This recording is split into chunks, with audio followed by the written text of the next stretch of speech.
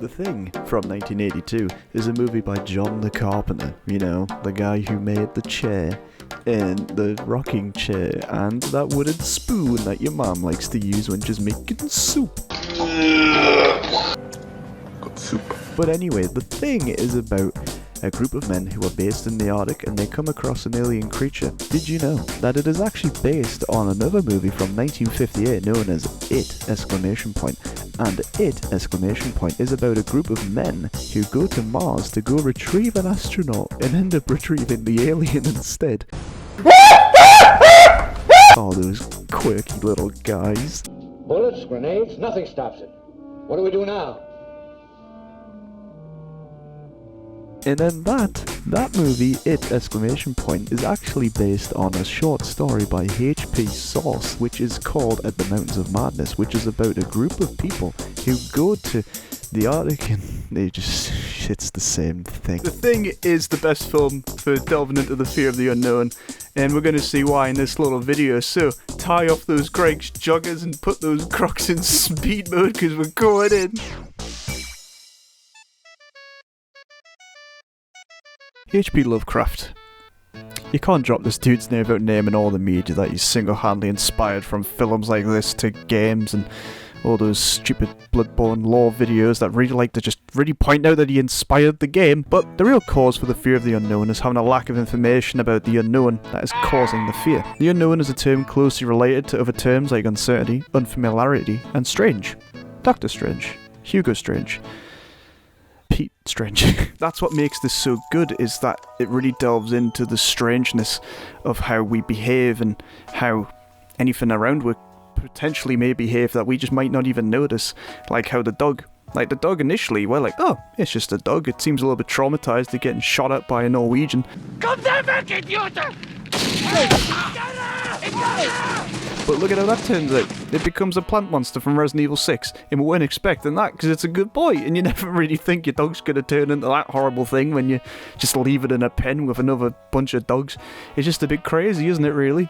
And you don't expect that same thing to make your friend get his arms bit off, or I mean, I doubt you really planned to throw dynamite at your friend unless it was 1866 and you were in a coal mine and he took all the gold and you're like, you dang varmint.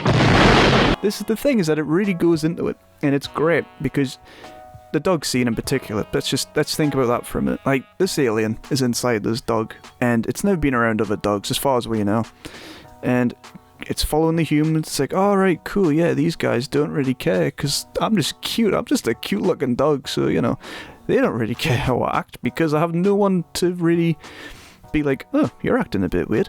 So, plus dogs come in all different shapes and sizes, don't they? Like, sometimes they're really cute, sometimes they're hyperactive, sometimes they're just lazy bastards. But this is the thing, is that when they get the dog, and he's like, right, we're going to put you in the pen with the rest of the dogs because, you know, that's where you go because you're a dog, baby.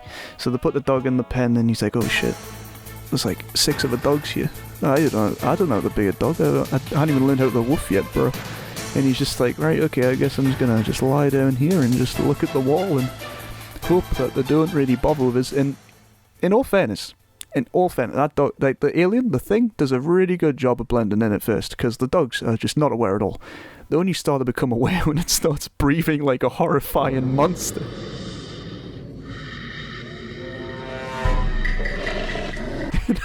That's the big giveaway. If it didn't breathe like a horrible monster, then maybe, just maybe, it would have blended in quite okay.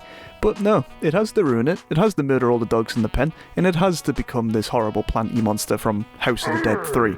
But I'm going completely off track here. But that's what makes it so good, is the idea of this thing is so unnatural and it's trying to become natural.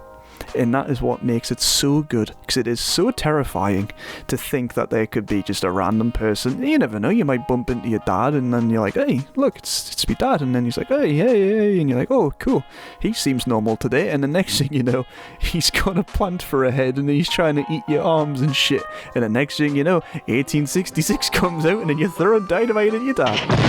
That's just a typical day in Texas, boy. It's crazy, and it's great. There's a lot of absurdity, there's a lot of craziness, there's a lot of explosions, there's a lot of alien, and even by the end of the film you still have no idea who the alien is, and you're just left pondering, is it Kurt Russell?